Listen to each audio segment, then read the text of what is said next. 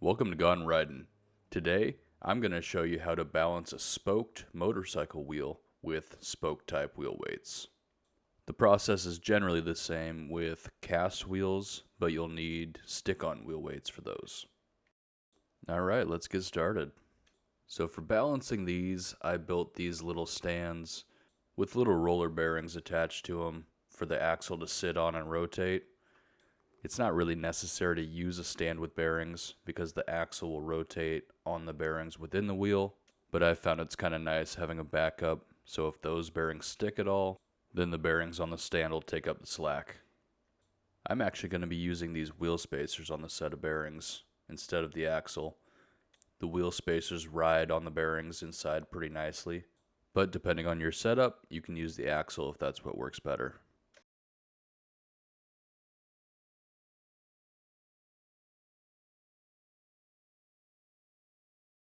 Alright, I'll get the wheel spacers set on the bearings and everything lined up parallel so everything rolls real smooth. You'll want to give the tire a spin and see what part ends up at the bottom. That will be your heavy spot. You can tell by the swing of this tire at the end here that it is much heavier on this bottom side. Today I'll be using 1 ounce and 1.5 ounce wheel weights. I suggest getting a few different sizes so you can really fine-tune your balance.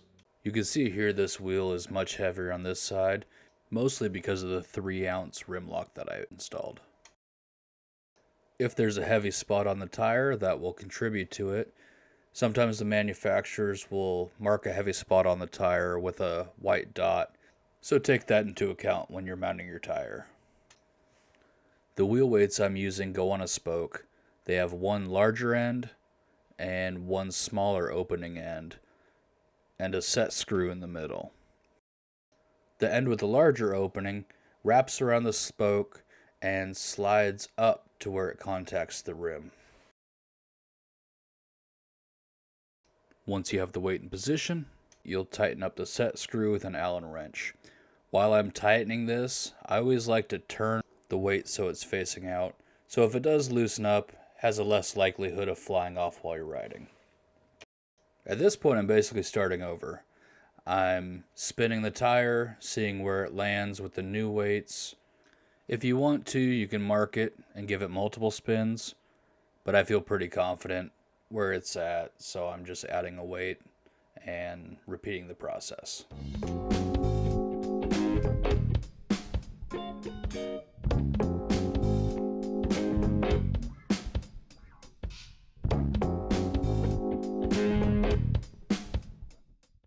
And repeat the process as needed.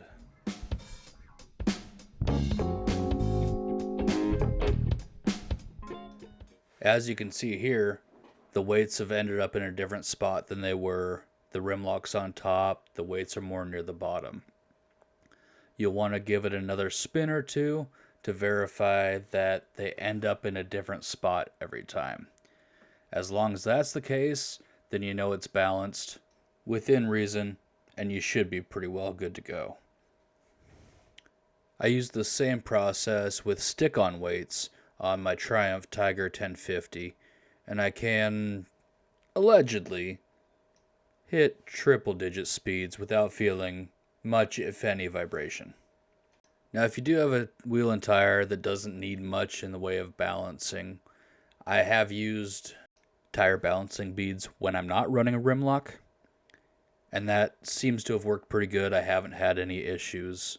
Again, they're not for heavy balancing needs like this scenario, but it may be something to consider. Those come with a special valve stem core that won't get clogged, and you just load the beads through a tube and squeeze bottle into the inner tube, and as you speed up, they spread out, and due to the rotational force of the wheel, they go to the heaviest spot and self-balance. They only work up to certain speeds, so it's a good option for dirt bikes and dual sports, but maybe not so much for sport bikes if you're going to be really cooking. And that's all I have for you.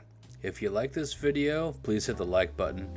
If you want to see more, hit subscribe, and see you next time.